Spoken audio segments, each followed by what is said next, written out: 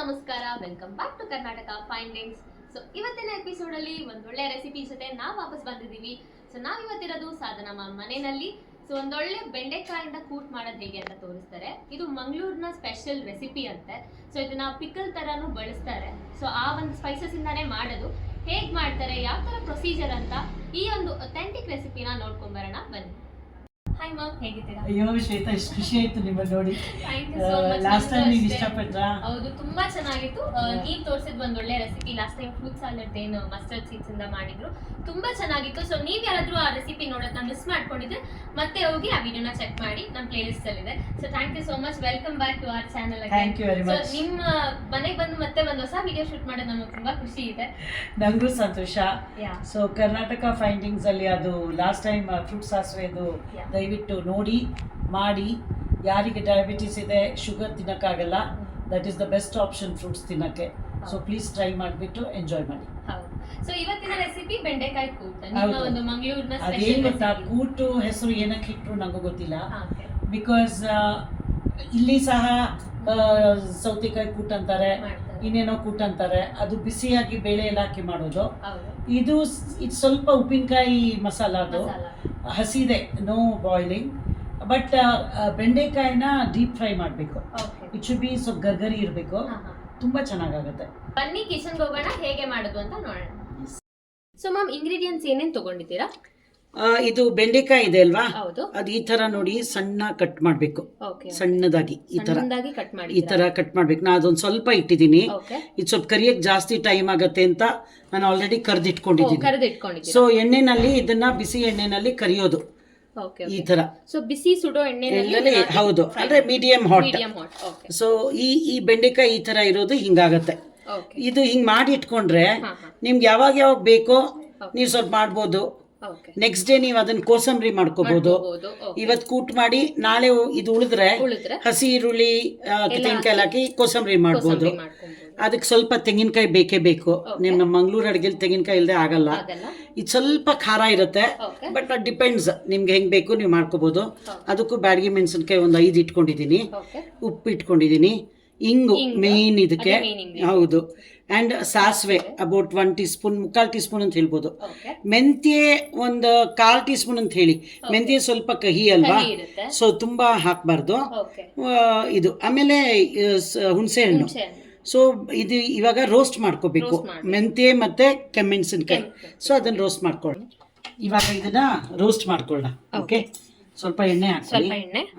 Say about 1 tea spoon ಅಷ್ಟು. ಆಮೇಲೆ ಮೆಂತ್ಯ ಕೊಡಿ, ಮೆಂತ್ಯ ಹಾಕಬೇಕು.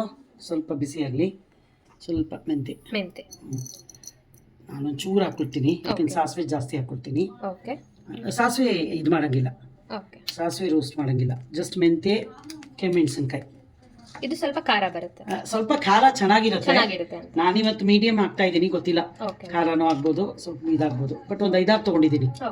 ಓಕೆ, ಇದನ್ನ ಬ್ಯಾಡಗಿ ಅಲ್ವಾ, ಅದೊಂದೊಂದ್ಸಲ ಮಿಕ್ಸರ್ ಅಲ್ಲಿ ಗರ್ರಾಗಿ ಮಾಡುವಾಗ ಸ್ವಲ್ಪ ಜಾಸ್ತಿ ಟೈಮ್ ತಗೊಳುತ್ತೆ. ಅದಕ್ಕೆ ಅದನ್ನ ಇವಾಗ ಸ್ವಲ್ಪ ರೋಸ್ಟ್ ಮಾಡ್ಕೊಳ್ಳಿ. ಸೊ ಇದೀಗ ಆಗಿದೆ ನೋಡಿ, ಈ ತರ ಸ್ವಲ್ಪ ಸ್ವಲ್ಪ ಕೆಂಪಣ್ಣ ಆಗ್ಬಿಟ್ರೆ ಸಾಕು, ಅಷ್ಟೇ. ಇವಾಗ ನಾವು ಮಿಕ್ಸರ್ ಅಲ್ಲಿ ಇದು ಮಾಡ್ಕೊಳ್ಳಿ.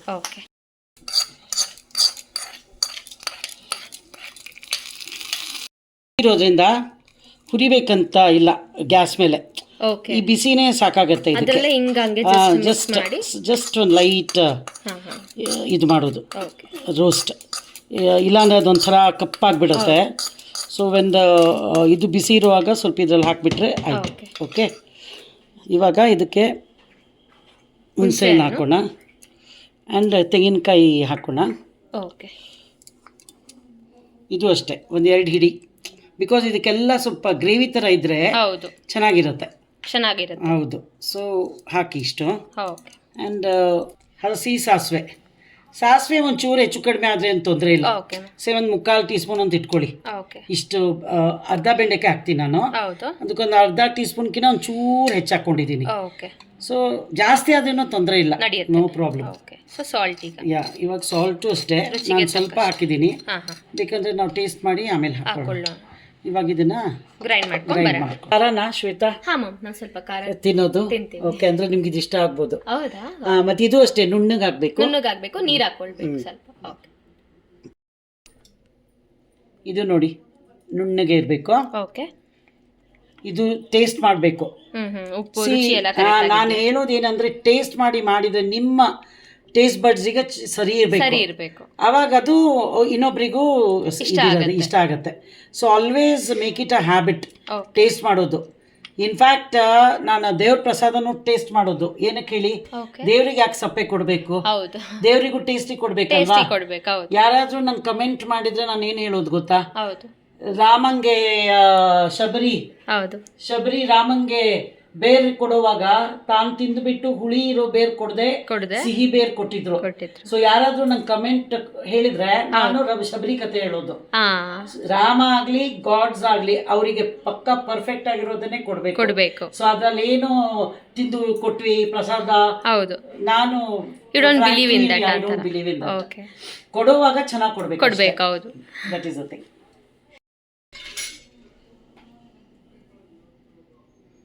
ಮಿಕ್ಸ್ ಮಾಡೋಣ. ಮಿಕ್ಸ್ ಮಾಡಿಬಿಟ್ಟು ಟೇಸ್ಟ್ ಮಾಡಿ. ಬೇಕಾದ್ರೆ ಇನ್ನು ಸ್ವಲ್ಪ ತೆಳ್ಳಗೆ ಮಾಡ್ಬೋದು. ಇದನ್ನು ಕಡಿಮೆ ಟೈಮ್ ಹಿಡಿಯುತ್ತಲ್ಲ? ಅಯ್ಯೋ ತುಂಬಾ ಕಡಿಮೆ. ಇದು ಕರಿಯೋದು ಒಂದು ಸ್ವಲ್ಪ ಅಷ್ಟೇ. ಸೊ ಟೇಸ್ಟ್ ಮಾಡ್ತೀನಿ. ಸರಿ ಇದೆ. ಸೊ ಇನ್ನು ಸ್ವಲ್ಪ ನೀರು ಹಾಕ್ತೀನಿ. ಇದು ಸ್ವಲ್ಪ ಒಂಥರ ಪಿಕ್ಲಿ ಟೇಸ್ಟ್ ಚೆನ್ನಾಗಿರುತ್ತೆ. ಸೊ ನಾನು ಏನ್ ಮಾಡ್ತೀನಿ ಇವಾಗ, ಇದಕ್ಕೆ ಎಷ್ಟು ಹಿಡಿಸುತ್ತೋ ಅಷ್ಟು ಬೆಂಡೆಕಾಯಿ ಹಾಕ್ತೀನಿ. ಅಂದ್ರೆ ಫುಲ್ ಹಾಕ್ಬೇಕಂತಿಲ್ಲ, ತೋರಿಸ್ತೀನಿ ನಾನು. ಇನ್ನೊಂದು ಸ್ವಲ್ಪ ಹಾಕ್ತೀನಿ. ಉಳಿದಿದ್ದ ಬೆಂಡೆಕಾಯಿ ನೀವು ಹಂಗೆ ಇಟ್ಟು ಚಟ್ನಿ ಮಾಡ್ಕೋಬಹುದು, ಅಥವಾ ಕರ್ದಿಟ್ಕೊಂಡು ಕೊಸಂಬರಿ ಚಟ್ನಿ ಬೇಕಾದ್ರೆ ಇನ್ನೊಂದ್ ದಿನ ಇದೇ ತರ. ಬಿಕಾಸ್ ಇದು ಫ್ರೆಶ್ ತಿನ್ನೋದು ಬೆಟ್ರು. ಫ್ರಿಜ್ ಅಲ್ಲಿ ಇನ್ನೊಂದು ವೆಜಿಟೇಬಲ್ ಸುವರ್ಣಗಡ್ಡೆ ಕೂಡ ಯೂಸ್ ಮಾಡಿ. ಸುವರ್ಣಗಡ್ಡೆ ಸೇಮ್ ಸ್ಟೈಲ್. ಅಂಡ್ ಇದು ನಿಮ್ದು ಹಾಗಲಕಾಯಿ ಸಹ ಸೇಮ್ ಸ್ಟೈಲ್. ಇದೆಲ್ಲ ನಮ್ಮ ಇದ್ರಲ್ಲಿ ಮಾಡಲ್ಲ. ನಾನು ಅದನ್ನ ವೇರಿಯೇಷನ್ ಕೊಡಕ್ಕೆ 2-3 ಇದು ಮಾಡ್ತೀನಿ ಇಷ್ಟೇ. ಓಕೆ. ಸೊ ನನ್ನ ಕೈ ಏನು ಅನ್ಕೋಬೇಡಿ, ಅಡುಗೆ ಮಾಡಿದ ಕೈ ಅಲ್ವಾ. ಸೊ ಇದು ನೋಡಿ, ಇದು ಬೆಂಡೆಕಾಯಿ ಕೂಟ್, ಹಸಿ ಕೂಟ್. ಬ್ಯಾಡಗಿ ಹಾಕಿದ್ರೆ ಬಣ್ಣ ಚೆನ್ನಾಗಿ ಬರುತ್ತೆ. ಅಂಡ್ ಇದು ಬರುತ್ತೆ. ನಿಮ್ಗೆ ಪುನಃ ಇನ್ನೂ ಸ್ವಲ್ಪ ಬೆಂಡೆಕಾಯಿ ಹಾಕ್ಬೇಕಂದ್ರೆ ಹಾಕ್ಬೋದು. ಬಟ್ ನಾನು ಇಷ್ಟು ಪ್ರಿಫರ್ ಮಾಡ್ತೀನಿ. Wow, very nice. So enjoy ಮಾಡಿ. ಶ್ಯೂರ್ ಮ್ಯಾಮ್, ಬನ್ನಿ ಟೇಸ್ಟ್ ಮಾಡೋಣ. ಓಕೆ, ತಗೊಳ್ಳಿ ಶ್ವೇತಾ. ಬೆಂಡೆಕಾಯಿ ಕೂಟ್ ಫೈನಲಿ ಬೆಂಡೆಕಾಯಿ ಉಪ್ಪಿನಕಾಯಿ ಅಂತ ಹೇಳ್ಬೋದು. ಸೊ ಹೇಗಿದೆ ಅಂತ ಟೇಸ್ಟ್ ಮಾಡಿ ನೋಡೋಣ. ನಾನು ಫಸ್ಟ್ ಟೈಮ್ ಟ್ರೈ ಮಾಡ್ತಿರೋದು ಈ ರೆಸಿಪಿ. ಕೇಳಿದ್ದು ಫಸ್ಟ್ ಟೈಮ್, ಟೇಸ್ಟ್ ಮಾಡ್ತಿರೋದು ಫಸ್ಟ್ ಟೈಮ್. ಸೊ ಬನ್ನಿ ಟೇಸ್ಟ್ ಮಾಡೋಣ. ನೋಡ್ಬೋದು.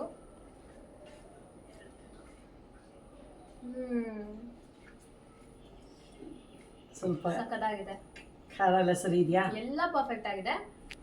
ಹುಣಸೆ ಹಣ್ಣು ಹಾಕಿರೋದು, ಆ ಖಾರ ಪ್ರತಿಯೊಂದು ಸಕ್ಕತ್ತಾಗಿದೆ. ಹಿಂಗಷ್ಟು ಹಾಕಿದ್ರು ಗೊತ್ತೇ ಆಗ್ತಿಲ್ಲ. ಇಟ್ ಇಸ್ ರಿಯಲಿ ಟೇಸ್ಟಿ, ಸಕ್ಕತ್ತಾಗಿದೆ. ಅಂಡ್ ಕ್ರಿಸ್ಪಿ ಆಗಿದೆ ಬೆಂಡೆಕಾಯಿ ಪ್ರತಿಯೊಂದು. ಅದಕ್ಕೆ ಬೆಂಡೆಕಾಯಿ ಕರ್ದಿಟ್ಬಿಟ್ಟು ನೀವು ಮಸಾಲೆ ಮಾಡ್ಕೊಂಡು ಆಮೇಲೆ ನೀವು ಊಟ ಮಾಡುವಾಗ ಹಾಕಿದ್ರೆ ಅದು ಕ್ರಿಸ್ಪ್ ಚೆನ್ನಾಗಿ ಬರುತ್ತೆ ಅಂತ. ಈ ಗ್ರೇವಿನೇ ತುಂಬಾ ಚೆನ್ನಾಗಿದೆ. ಆಕ್ಚುಲಿ ಯೂಸ್ ಮಾಡಬಹುದು. ಹೌದು, ಆಲ್ಮೋಸ್ಟ್ ಲೈಕ್ ಅ ಪಿಕಲ್ ಆದ್ರೂ ತುಂಬಾ ವರ್ಷ ನಾವು ಇದು ಮಾಡ್ಬೇಕಾಗತ್ತೆ. ಯಾವಾಗ ಬೇಕೋ ಫ್ರೆಶ್ ಆಗಿ ನೀವು ಈ ತರ ಮಾಡ್ಕೊಂಡು ಟೇಸ್ಟ್ ಮಾಡಬಹುದು. This is a must try ಅಂತ ಹೇಳ್ತೀನಿ. ಮಿಸ್ ಮಾಡದೆ ಇದನ್ನ ಟ್ರೈ ಮಾಡಿ. ಅಂಡ್ ಹೇಗಿತ್ತು ಅಂತ ನಮಗೆ ಕಮೆಂಟ್ ಸೆಕ್ಷನ್ ಅಲ್ಲಿ ತಿಳಿಸಿ. Thank you so much ma'am. Thank you. And ದಯವಿಟ್ಟು ವೀಕ್ಷಕರು ಎಲ್ಲರೂ ಇದನ್ನ ನೋಡಿ ರೆಸಿಪಿನ ಟ್ರೈ ಮಾಡಿ ಎಂಜಾಯ್ ಮಾಡಿ. ಅಂಡ್ ಪ್ಲೀಸ್ ಇವ್ರ ಚಾನೆಲ್ ಕರ್ನಾಟಕ ಫೈಂಡಿಂಗ್ಸ್ನ ಸಬ್ಸ್ಕ್ರೈಬ್ ಮಾಡಿ. Because it's a very family based, very ಏನಂತಾರೆ ಗ್ರೌಂಡೆಡ್, ಒಂಥರ ಶೋ ಇಲ್ಲ, ಹೈಫೈ ಇಲ್ಲ, very grounded type of channel. I really loved it. So ನೀವೆಲ್ಲ ಇದನ್ನ ಎಂಜಾಯ್ ಮಾಡಿಬಿಟ್ಟು ಅವರಿಗೆ ಜಾಸ್ತಿ ಪ್ರೋತ್ಸಾಹ ಕೊಡಬೇಕು. Okay, thank you. ತುಂಬಾ ಖುಷಿ ಆಯ್ತು ಈ ಒಂದು ವರ್ಡ್ಸ್ ಇಂದ. ಸೊ ಇಟ್ ರಿಯಲಿ ಮೋಟಿವೇಟ್ಸ್ ನಮಗೆ. ಇಲ್ಲ, ಬಿಕಾಸ್ ಯಾರಾದ್ರೂ ಹೊಸದಿನ ಮಾಡುವಾಗ ನಮ್ಮ ರೆಸ್ಪಾನ್ಸಿಬಿಲಿಟಿ ಇನ್ ದ ಸೊಸೈಟಿ ಅವರನ್ನ ಪ್ರೋತ್ಸಾಹ ಕೊಟ್ಟು ಅವ್ರನ್ನ ಇದು ಮಾಡೋಕ್ಕೆ. ಸೊ ಅವ್ರು ನಮಗೋಸ್ಕರನೇ ಮಾಡ್ತಾ ಇರೋದು. ಪಾಪ ಅವ್ರಿಗೇನು ಇದಿಲ್ಲ. ಆಲ್ ದ ವೇ ಬಂದು ನಮ್ಮದು ವಿಡಿಯೋ ತೆಗೆದು ಎಲ್ಲ ಮಾಡುವಾಗ ನಮ್ಮದು ಲೀಸ್ಟ್ ನಮ್ದು ರೆಸ್ಪಾನ್ಸಿಬಿಲಿಟಿ ಅವ್ರಿಗೆ ಪ್ರೋತ್ಸಾಹ ಕೊಡೋದು. So that's a duty. So please subscribe ಮಾಡಿ. Thank you. Thank you so